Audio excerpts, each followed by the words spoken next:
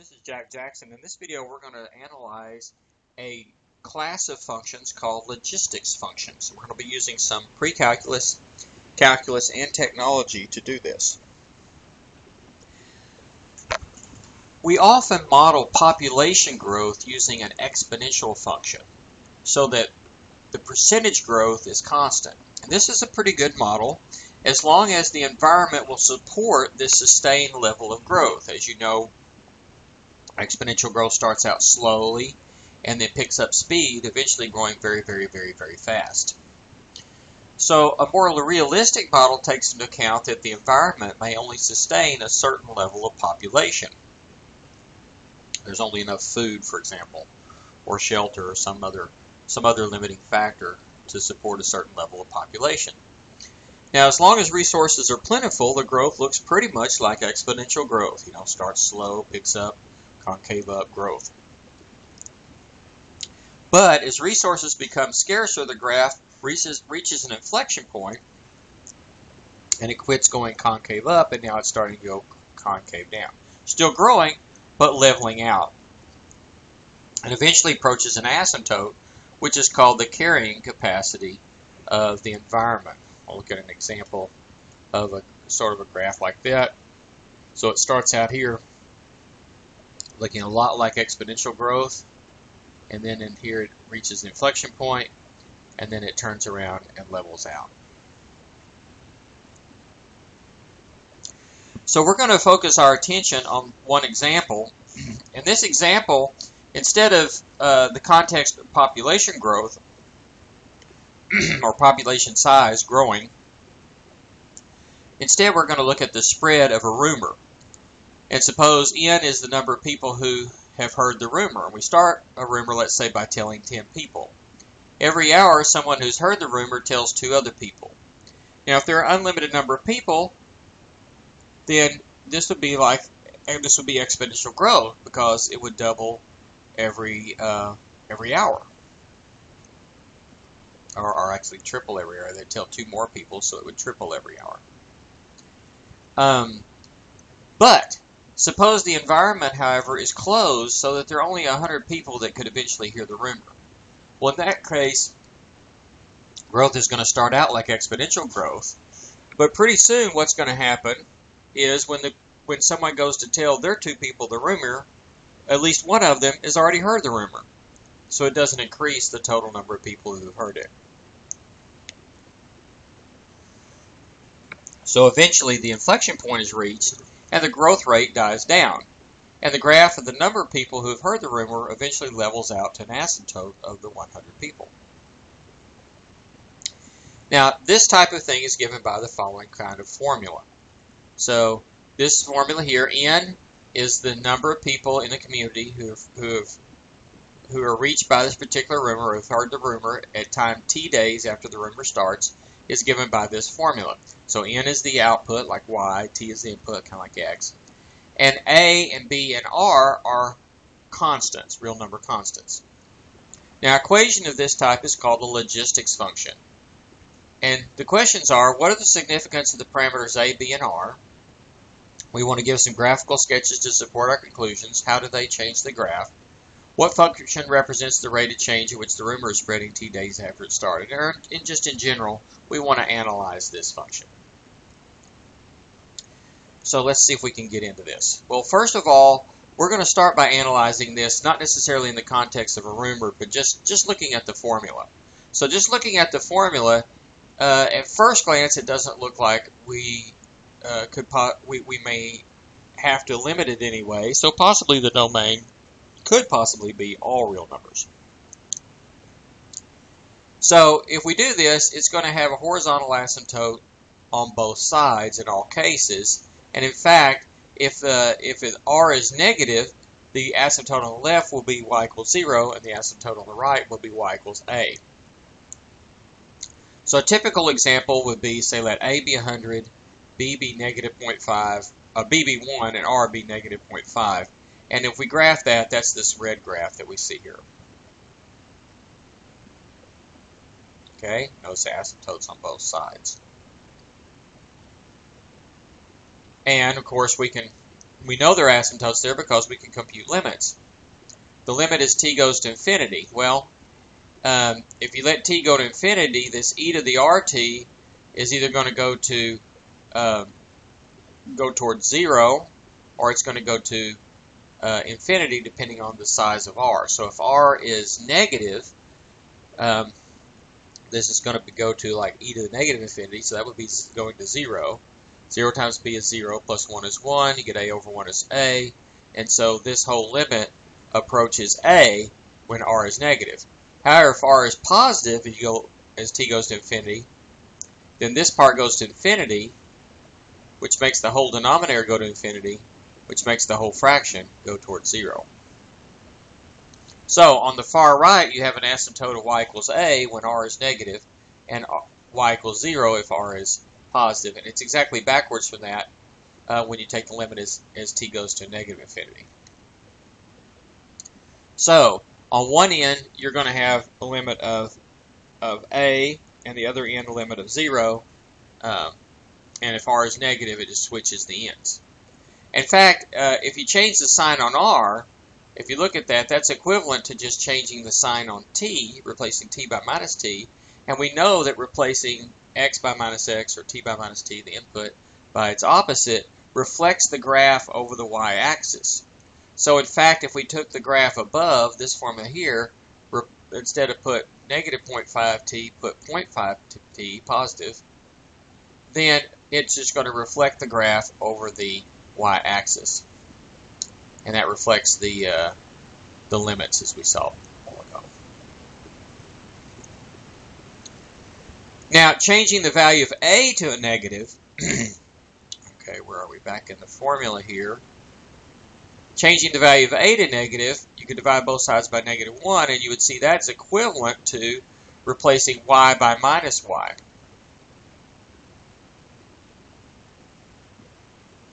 Okay, well, replacing y by minus y will reflect the graph over the x-axis. So, for example, if I change that to negative 100 up here, left the other part alone, you're going to take this graph here that's in red, and the one in blue is the one with the minus 100 instead of the positive 100, and you'll see that that's just a reflection over the x-axis. So the red one was up in the first and second quadrant, and the blue one with the negative a is going to be down in the third and fourth quadrant. So if b is positive, look at the denominator here again. Let's see. Here it is. If b is a positive number, remember e to the rt is always a positive number no matter what. And if b is positive, then this is a positive term, maybe close to 0, but it's positive. And we add 1, we get something at least a little bit bigger than 1. In particular, you never get 0 for a denominator. So this function will actually always be defined, and in fact it's actually continuous even. So the function is continuous with a positive b. However, if b is negative, then the denominator could be equal to 0. Let's solve that. If we take the denominator, which is 1 plus b e to the rt equal to 0, let's see, we subtract this term from both sides. Then I divided both sides by negative b. I switch sides here. E to the rt equals minus 1 over b. Take the logarithm of both sides, or rewrite as a logarithmic expression. Rt equals the natural log of minus 1 over b. Minus 1 over b is minus b to the negative 1. And so that turns out to be the same as the opposite of the log of minus b. Okay, and solving for t, we just divide by r. So t is the opposite of the log of the opposite of b divided by r. Now notice this would be undefined if b was positive, because then we'd be taking the logarithm of a negative, which is undefined. But if b is negative, the opposite of b is positive, we're taking the logarithm of positive, that is defined. So if you get this particular t value, which could only happen when b is negative, then the graph will have a vertical asymptote at that point. So for example, here I let b be 1, log of 1 is negative 1 here. Let b be negative 1, the opposite of -1 is 1, log of 1 is 0, so this whole thing is 0. And so we'll see that this one has a vertical asymptote when t equals 0, in other words, the y-axis. Now, in the context of population with a fixed carrying capacity, the first quadrant part of this graph does make sense if you introduce a population that's larger than the capacity to hold it. Let's say that this might be this population, this particular environment could only support, let's say, 100 something, whatever, deer. But if we could maybe release 150 deer into the population, then what's going to happen is eventually there's not going to be enough food for them. They're going to start to die out, and it's going to level out to the 100, and it will decrease like that. So that's a realistic graph in that context. However, in the context of a rumor spreading, this doesn't make sense because, you know, once a certain number of people hear the rumor, it could either stay the same or go up. It could never go down. So it can't have any decreasing parts. Okay, so we've looked at what can happen here, and we've said in general, basically A, B, and R could be pretty much any real number, but not in the context of the application. In the context of the application, the number who've heard the rumor has to be positive. At whatever we introduce at the beginning, it has to go up from there. So it has to be strictly increasing. That puts some limits on our parameters. Now, the derivative you can find pretty easily. Here's another way to write the formula of the original function. And just use the constant multiple rule pulls the a out front. And then do a substitution, u to the -1, so the derivative is negative, that's out here, u to the -2, and then take the derivative of the u, the derivative that's inside. The derivative of 1 is 0, this is going to be b, and the derivative of e to the rt is e to the rt times the derivative of the rt, which is r. So you get this expression here. Now, from the context of the problem, the derivative has to be positive, and you see that we've already seen that b has to be positive, and a, and we see that the asymptote is going to be a. It should be a on the right. It should be the increasing one. Well, that means a is going to be positive based on that limit we saw. Well, if a and b are both positive, that's a power 2, so that's all positive. E to the power is positive. This whole derivative has to be positive, but it has a negative here, a positive, positive. That means r's got to be negative here. So, in the context of our problem, a and b are positive, r is negative. Furthermore, this formula really only applies from the time we start the rumor, so it only applies for positive t values, or from 0 to infinity at least. So 0 to infinity is going to be our domain, and the range, it turns out to be then from whatever it starts out to be, which we'll see in just a minute what that is, up to a. So we're only looking at the first quadrant, so we're going to restrict our attention to the first quadrant graph. So let's investigate the effect of changing each of the parameters. So in this graph below, we hold b equals 1 and r equals negative 0.5. But we're going to change a, so we'll see what changing a does. So here I'll let a be 1, 2, 3, 4, 5, 6, 7, 8, 9, 10. And actually this one is 1. A is 1, A is 2, 3, 4, 5, 6, 7, 8, 9, 10. And you see what happens is that horizontal asymptote just moves up. It's always y equals a. Okay? And in fact, changing a value of a, so let's say we compare it to where a is 1. Here's our original formula where a is 1. If you replace that 1 by a, that's equivalent to replacing y by y divided by a. So, what does that do? We know in general that when we replace y by y divided by a, that's just a vertical stretch, what we call a strain. So, this gives us, not a shear, but a strain. So it produces a vertical strain on this graph. In other words, it's stretched vertically. So notice it moves the vertical asymptote, the horizontal asymptote up, the carrying capacity, but it also is going to move up this starting value as well. This one doesn't have an x-intercept. Okay, in general, no matter what we have here, the only way you can get 0 out of this would be to let a be 0. So except for the weird case where a equals 0, which is just the x-axis, this one has no x-intercept. But it does have a y-intercept, exactly 1. And that's just take the formula and plug in 0. So here's the formula. And that was a t, now we put in 0. R times 0 is 0, e to the 0 is 1, 1 times b is b. And so we get a over 1 plus b. And so 0 comma a over 1 plus b is the one and only y-intercept. Notice it r has no bearing on the y-intercept, only the value of a and b. Furthermore, notice that a is going to be some number above. We're dividing by a number bigger than 1 because b is positive. So when you take a divided by 1 plus b, that's a number that's smaller than a but positive. So this y-intercept is always between 0 and a, and that makes sense here. So we start somewhere between 0 and a, and then from there we increase. Now, depending on what we've got here, this could increase concave up, or it could concave down like this, or it could go up for a while and then down.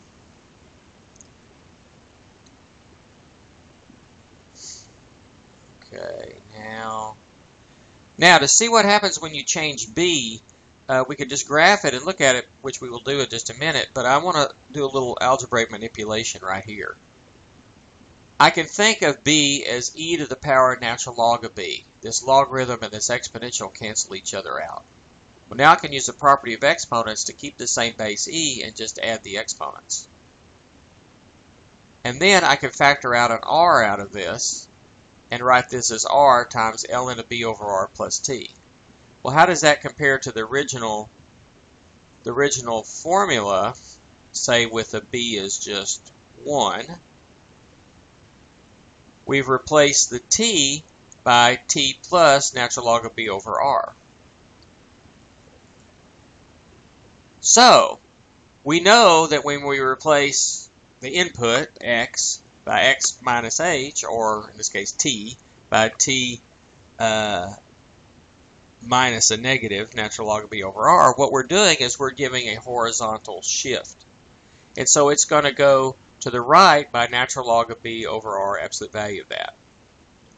And that's going to give you amount of a horizontal shift. So changing b gives you a horizontal shift, but not by the value of b, but rather by the log of b divided by r and an absolute value.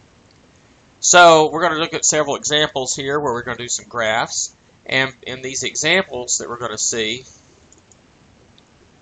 here in this graph, we're going to let a be 100, so the horizontal asymptote's 100 all the time, right at the top of the window there. And b is going to be, b starts as 1, that's the purple one here, but then we change b to be some other values. This one up here is 0.5, then 1 for b, 1.5, 2, 2.5, 3, and so forth, up to 6, and we're just shifting this horizontally. But notice it's not being shifted by b, so even though these b's are evenly spaced out, the amount of change is proportional to the log of b. So what's happening is it's shifting to the right by less and less each time, even though we're going up by the same amount on b. Notice that, among other things, that does affect the y-intercept, as we saw earlier, because the y-intercept here is affected by the size of b. The bigger you make b, the smaller you make that y-intercept, which we see here in the picture. Alright, so we've seen what happens when we change a and what happens when we change b. What happens if we change r? Now, first of all, it's not going to have any effect on the horizontal asymptote, because that's only determined by a. And it doesn't have any effect on the y-intercept, which is 0 comma a over 1 plus b. But it does change how quickly the graph goes from that y-intercept up to the asymptote. So here I've graphed one again. A is 100, B is 10 for this example, and that makes it start right here, just a little below 10 on the x-axis. And this one increases concave up a little while, then has an inflection point, and then goes concave down. And we see this. This one you have to go, this bottom one here, when r is negative 0.05, you have to go way out to the right quite a bit further to be able to see that leveling out to the horizontal asymptote. Whereas when r is negative 0.5, it comes right on up to that asymptote relatively quickly. So the smaller ones here are the ones that it's growing the the smaller ones, but the larger absolute value, negative ones, are the ones where it's growing faster, and then the ones closer to zero, it's growing a little bit more slowly. Now remember, we computed the first derivative. We just did that just a few minutes ago. We could also rewrite it this way as a fraction. And notice we had decided that we must let a and b be positive and r to be negative in our context, which makes, now the r is negative and that's negative, so that's positive. The a and the b are positive. The e to any power is positive, and this certainly is positive when we square it. This part can never be 0. It's at least it's bigger than 1. So in fact, we always get a positive value for the derivative, which means our function is increasing. Our original function is increasing, which makes sense in the context of the problem. Now, let's see here. Well, because of that, then there's no extremum. There's no maximum or minimum. It's increasing the whole way. What about a second derivative? We want to take the derivative of this first derivative right here. Okay, let's see if we can work this out. First of all, I noticed that the negative a, b, r are constants, so I just brought all those out front here. And then we're doing the derivative of e to the rt over 1 plus b e to the rt squared. So I use the quotient rule. So it's the bottom times the derivative of the top minus the top times the derivative of the bottom over the bottom square. Well, these two squares make a fourth power. The derivative of e to the rt, that's like e to the u, so it's e to the u du. The derivative of the rt is r. Now the derivative here is like w squared, so that's 2w to the first power right here. And then you have to take the derivative of the w, derivative of the inside here. The derivative of this inside, that's 0. That b is going to be there. Then derivative of the e to the rt is r e to the rt. Alright, well there we have it. We're done as far as finding the derivative, but let's clean it up a bit. In the top here, numerator, I'm going to factor out, notice they both have an r e to the rt, and they both have a 1 plus b e to the rt right here and here. So I'm going to factor that out. What's left? Well, let's see. I factored that out, one of those out. So I'm left with 1 plus b e to the rt minus, let's see, I factored out the r and the e to the t in this one. So I'm left with that b times 2 times minus e to the rt, which is right here. Rewrote this as negative 2b e to the rt, and then just took the parentheses out here. That's all I did in that step. And b e to the rt minus 2b e to the rt is minus 1b e to the rt. And I put this back up in the top of my fraction. When I put it in the top of fraction, I've got minus ab. That r times that r is r squared times e to the rt. This becomes 1 minus b e to the rt. And I've got it 1 over 1 plus b e to the rt cubed. And let's see, where did that go down? At this point where I factored this out, at this point right here, I noticed that's a factor at the top, and it's the same factor at the bottom, so I can cancel out, leaving 3 of them in the denominator. So there's the second derivative. Again, this 1 plus b e to the rt with b is positive. That's always a positive number, bigger than 1. This stuff's all positive when we work it out. Actually, this is all negative, actually, because r squared is positive, that's positive, that's positive, that's positive, but this is negative. But we could get this to be 0 right here. Okay, so we'll come back to that in just a minute. Here's a typical example. A is 100, B is 5, R is negative 0.5, and the logistics function, the original f of x, or f of t, n of t is this blue one. The derivative is here in red, and the second derivative is here in green. No real surprises here.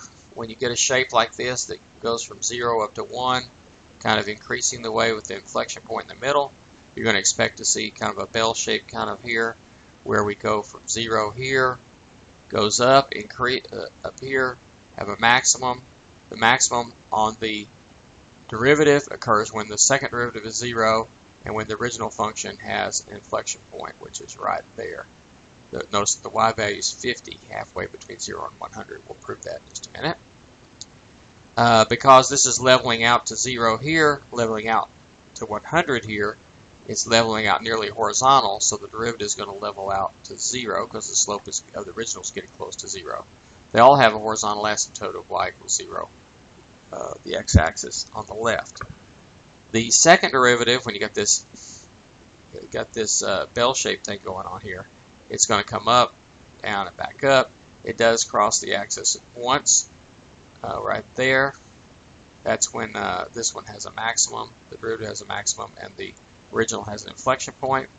The second derivative is positive over here to the left. The derivative is increasing, and the original function is concave up. To the right of that point, the second derivative is negative, so the derivative is decreasing, and the original function is concave down. The first derivative is positive everywhere, so the original function is increasing everywhere. Alright, so now we want to find those points. Let's find that inflection point, find a formula for it in general. So remember, a and b are positive, r is negative. So we just want to take the second derivative equal to 0. Well, the denominator is never 0. The only way you can get a fraction equal to 0 is when the numerator is 0. All this stuff right here in the front is not 0. We're going to assume b and a are not 0, and r is not 0. Kind of degenerates to a constant function if in those cases, or let's see, yeah, basically degenerates to a constant function if a, b, or r is 0. So we won't consider that. So the top has to be 0. That means only this factor right here, 1 minus b e to the rt, could be the one that be 0. Add b e to the rt to both sides. I'll switch sides. Divide by b. Rewrite as a logarithm. Rt equals the natural log of 1 over b. Natural log of 1 over b is natural log of b to the negative 1, so it's negative log of b. And then solving for t, just divided by r. T is the opposite of natural log of b over r. By the way, notice natural log of b, let's see, well, r is a negative, so those two are negative there. And b, well, if b is bigger than 1 at least, the natural logarithm is positive. And that'll be, the inflection point will happen on the positive side. If b is 0, if b is 1, then the inflection point will be right at the origin, or right at the y-axis. So if that happens, the function is just increasing concave down only. If the b is so if b is less than or equal to 1, we only see the concave down portion of the graph. If b is greater than 1, then we'll see part of at least a concave up portion followed by an inflection point at this t value, and then a concave down part. To find the corresponding second coordinate, plug this back in the original function, which right here is where the t was, so I just plug that in. Now these r's are going to cancel. And again, the opposite of log b is the log of 1 over b. That's a property of exponents and logarithms. E to a log of something, these cancel each other out, gives you the 1 over b. The b and the 1 over b cancel, and you get 1. 1 plus 1 is 2, and so you get a over 2. And so the inflection point is at negative log of b over r, comma, a over 2. So you're going to see the inflection point, again, it's going to happen right here where the first derivative is at a maximum and the second derivative is 0. And it turns out, vertically, it's halfway between 0 and the carrying capacity, the asymptote up here. So but halfway between 0 and 100 is 50, so the inflection point is exactly right there.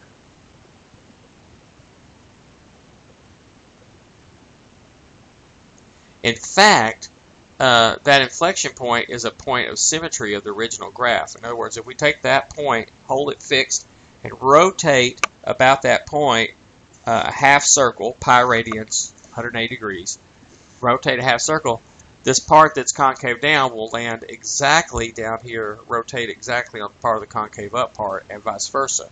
So we get a rotated image there that's the same. To prove that, the way we're going to prove it is we're going to take this graph, shift it to the origin so that that inflection point's at the origin. So we're going to translate it, and then show that the translated one has origin symmetry. Okay, if that has origin symmetry, the original one has symmetry about that inflection point. So to translate it, we're going to translate it where it goes back to the origin. This is the point that we want it to go to 0, so we have to translate by the opposite of that. So we want to translate ln of b over r and then minus a over 2. So in other words, we're going to replace y by y minus a over 2, minus a negative a over 2, and then replace x, or t in this case, by t minus ln of b over r. Now let's simplify it a bit here. I distributed, well, first of all, the two negatives here make a positive, so we'll just make that plus. Now distribute the r here, we get rt, and then r cancels that r like that. I went ahead and added a negative a over 2 to both sides to solve for y. Now, alright, the next thing is this could be written as e to the rt times e to the negative ln of b. Remember, you're multiplying two things with the same base, you can add the exponents. I just sort of did that backwards. And again, this is ln of 1 over b, so e to the ln of 1 over b is 1 over b. We just did that a while ago. That's going to cancel with the b out here, so the b's gone. So that just becomes e to the rt there. So we have a over 1 plus e to the rt minus a over 2. Let's get a common denominator. The common denominator is 2 times 1 plus e to the rt. So multiply this on top and bottom by 2, and so the top is 2a. And multiply this one, numerator denominator, by 1 plus e to the rt, so the numerator is a, parentheses, 1 plus e to the rt, but it's subtracted because of that. Distribute here. Actually, I'm going to factor out the a, is what I did. And it's left me with 2 minus this parentheses expression here. Distribute the minus here, we get minus 1, minus, right there. 2 minus 1 is 1. And so we get this formula. So this formula is the original graph just translated so that the inflection point will be at the origin. So basically, down, move it down and to the left so that the inflection point's at the origin. Now I'm going to prove that this has origin symmetry by showing it's an odd function. To show you it's an odd function, all you have to do is replace t by minus t and see what happens here. And if the right thing happens, we got origin symmetry. So we plug in minus t here, here, and here. Okay, so that's like this. Now I've got e to the minus rt. I'm going to multiply top and bottom by e to the rt and distribute across these two parentheses. E to the rt times 1 is e to the rt, and when I multiply e to the minus rt times e to the rt, that's 1. So this is actually minus 1 here. This one down here will be plus 1. I can rewrite this as 1 plus e to the rt, and rewrite this one as, well, negative 1 plus e to the rt, which I can factor out a negative 1 and make it 1 minus e to the rt with a negative 1 out here. And notice I can factor a negative 1 out of the whole thing, and what we have left in here is our original f of t. So in fact, f of minus t is the opposite. F of the opposite of t is the opposite of f of t. That's exactly the condition for what's called an odd function, which is exactly the same thing as saying it has symmetry about the origin. And so we have proved that. So this class of logistics functions is a very important class of functions. It's a basic type of function. Hopefully you studied a little bit about it in your algebra classes, maybe. But if not, you've seen it here. And again, it's used to model growth where you have a limited resources. Not unlimited, but limited, where it's going to level off at some time. So growth of a rumor, spread of a virus, growth of a population are some examples where this, real-world examples, where this sort of thing would be used. Notice that we were able still, again, to analyze a family of functions with some parameters in there, not just one function, but a whole bunch of them, And we're able to use the skills that we know from algebra, trigonometry, precalculus, calculus, and technology, combine those together, and we were able to tell lots of things about this particular class of functions.